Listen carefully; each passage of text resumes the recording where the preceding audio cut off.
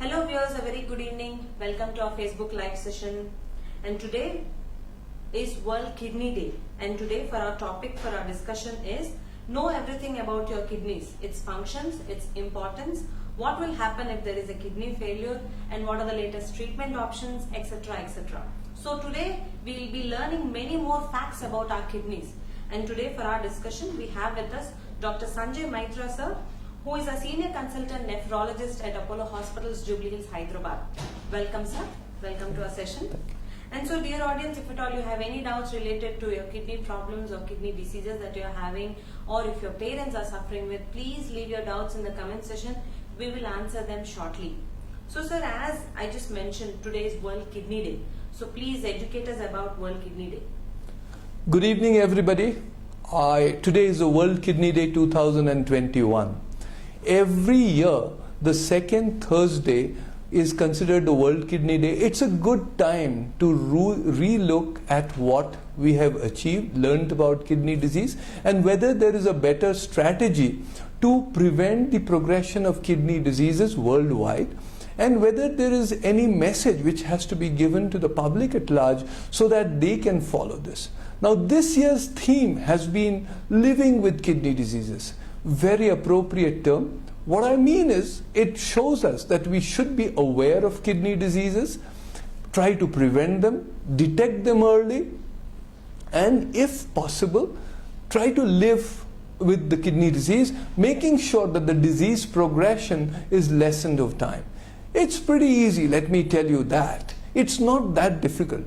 Your fear about kidney disease should vanish, but you have to be disciplined. How do you do that? Get started. Firstly, be aware who are the people who are more prone to develop kidney diseases. Particularly people more than 65 years of age or the elderly are the ones who are always prone to kidney diseases. The younger population are also equally at risk, particularly if they are diabetic, they are hypertensive, people who are obese, who smoke, have irregular lifestyles, take medications off the counter, particularly painkillers, many of the indigenous medicines, and the other drugs off-label which are harmful to the kidneys. These are our vulnerable group. People who have renal stones, obstructive uropathy, repeated infections are also at risk of kidney diseases to progress for the future. With this background, they should be more aware of what to do. And it is very simple. They should follow their doctor's advice, go to the doctors for their regular checkup. And the basic tests, what you need to identify, if you really ask me what are the brass tacks to identify kidney disease, it's very simple. Get a blood pressure checked. If there is a high blood pressure, along with that, get a urine examination done from a standard laboratory. If there is protein in the urine, blood coming out, multiple pus cells or stones, multiple stones, if this is it. And the third is do a serum creatinine, and there are multiple apps from where you can calculate the eGFR. With these three measures, 80 to 85% time we may be able to diagnose early or detect early kidney disease. Isn't that simple? Now ask me. Once you have detected that you have kidney disease, don't fume and fret, don't get nervous, contact your doctor. And it is very easy to prevent the progression of kidney disease.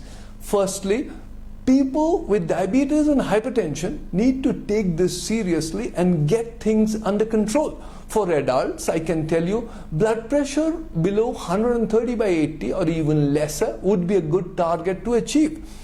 Patients of diabetes should have their blood sugars under control, the 3-month average of HbA1c of definitely below 7, and in the younger group below 6.5. This is a very good beginning. Stop smoking. Do not take any drugs which are harmful to the kidneys, particularly painkillers, indigenous medicines and other off-label medicines which you may be taken without knowledge that it can harm the kidneys. Once you are done with this, go back to your doctor, but the things which you can do for yourself to prevent the kidney deterioration are follow a healthy lifestyle. By that I mean eat healthy, take food less with salt, low salt, low fat, minimum carbohydrates, adequate proteins, vitamins, plenty of fruits and vegetables.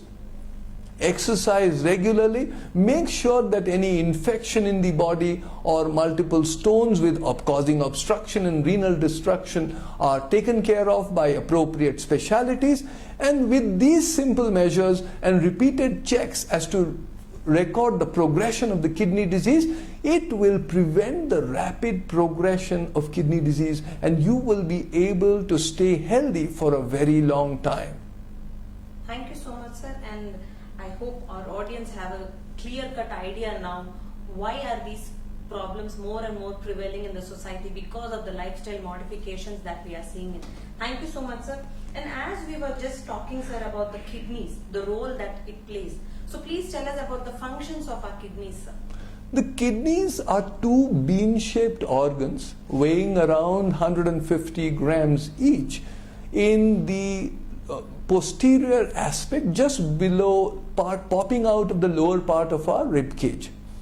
It's very important. The main functions of the kidney, which most of you will be aware, are they remove the nitrogenous waste products or the so-called toxins from the body, which cannot be removed by either sweat or breath. So, for example, urea and creatinine are generally the markers for this, and this is one of the most important functions. The other important functions are removal of the fluids from the body. For example, one of us drinks 5 liters of water a day, and the next day he didn't get water, so he drinks 2 liters. The kidney takes care, making sure that the urine output is adequate and well tuned to the need and the intake of the patient, of the particular person. The second thing which is important is it will maintain the acid base and the electrolyte balance. For example, with our food, particularly with the proteins, there is a lot of acid generation which cannot be non-volatile acid, which cannot be taken off by any other way other than the urine output. So with this, the kidneys play a very important role in balancing this acid, throwing away the acid and generating the alkali. Electrolytes are a very important thing, like to make it very simple, sodium, potassium the most important, the other important ones being calcium, magnesium, phosphate, are all controlled by the kidneys directly or indirectly along with the help of many hormones. And the end result is that whatever we eat and drink and whatever be our catabolic rate, the kidney takes care of all these electrolytes. The other 3 important functions are the endocrine functions of the kidney. For example, the kidney is one of the most important organs controlling the blood pressures. For example, you must have heard about the renin-angiotensin-aldosterone system. So many patients who have kidney disease, even the early part, would have severe high blood pressures. The second important thing is the generation of erythropoietin, which helps us in maintaining the hemoglobin. And the third is controlling or sort of converting vitamin D from its inactive to its active form, which is helpful for the bone health of any patients. So as you see, kidneys have 3 endocrine functions and 3 other functions, making it a very important organ for each one of us. Thank you, sir. And next question, which is the most common one, which most of our viewers are keen to understand. So what are the signs and symptoms of the kidney problems? Because many don't identify them in time and land up in serious troubles later on. So please. Now, let me clarify at this time by whenever you're saying kidney problem, for the general person or the layman, he or she basically means kidney failure. Now, kidney failure are of 2 types. Acute kidney injury, which is much more dramatic and much more aggressive, I would say. And the other one is chronic kidney disease. Now, the causes of these 2 groups are entirely different. Let me give you an example. Patients of acute kidney injury, anybody who had a bad diarrhea or vomiting or had a very bad infection, we call it sepsis, was in the ICU, had a heart attack and the blood pressure crashed, had a lot of volume loss. For example, he or she had an accident, bled badly, the blood pressure crashed, and that kidney did not function. With appropriate treatment, most of these or many of these kidneys improve and the kidney function is restored to normal or almost normal. So this is called acute kidney injury. The focus of my discussion today would not be on this group. We would be particularly focusing on chronic kidney disease. The chronic kidney disease, the characteristic is gradual, progressive and irreversible. And I would like the viewers to understand this group more, because here prevention and awareness would be of profound importance. The most common causes of kidney failure in this group would be diabetes, and diabetes. So please control your diabetes very well, along with medications, proper diet and exercise. The second important group would be hypertension. Though hypertension does not manifest itself with symptoms, be sure that you control it strictly or stringently. Make sure that in an adult the blood pressure is definitely below 130 by 80, or better still 125 by 75 millimeters of mercury at all times. Do not be under the myth that after some time the blood pressure will become normal and you can take the medicines off.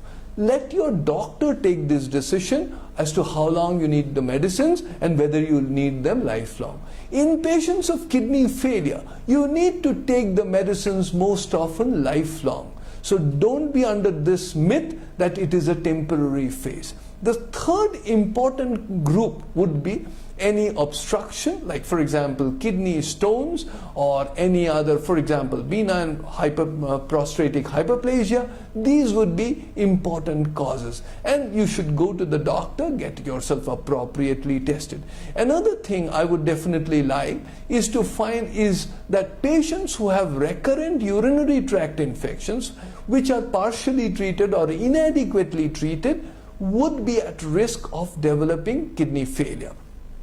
Now, the second thing is you need to treat it appropriately. Make sure that your kidney infection is under control and does not flare up.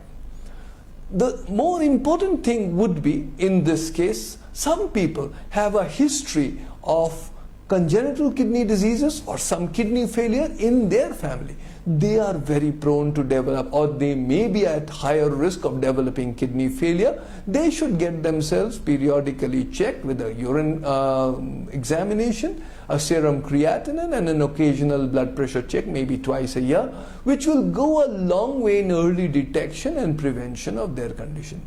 Any patient who unfortunately had a kidney disease in childhood or early on in life is definitely more at risk to develop a kidney failure later on, much higher risk. So these people do not think that once I'm done with kidney disease, or for example any patient of acute kidney injury, if he has recovered, do not feel that, oh, you know, my kidney disease came and it is gone and I'm perfectly all right. It's always smarter to check with a creatinine, a urine examination and a visit to the doctor to find out whether your kidney disease is really progressive or is it in the normal range.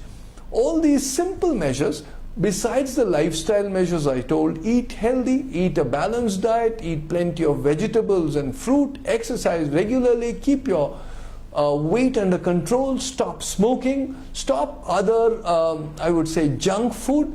This will go a long way. Along with, do not take any medicines which are harmful to the kidneys as far as possible. Like for example, painkillers, indigenous medicines, other off-the-counter preparations which are not good for the kidney. And these simple measures will make your kidneys stay healthy for a long time. In other words, you'll be able to live with kidney diseases.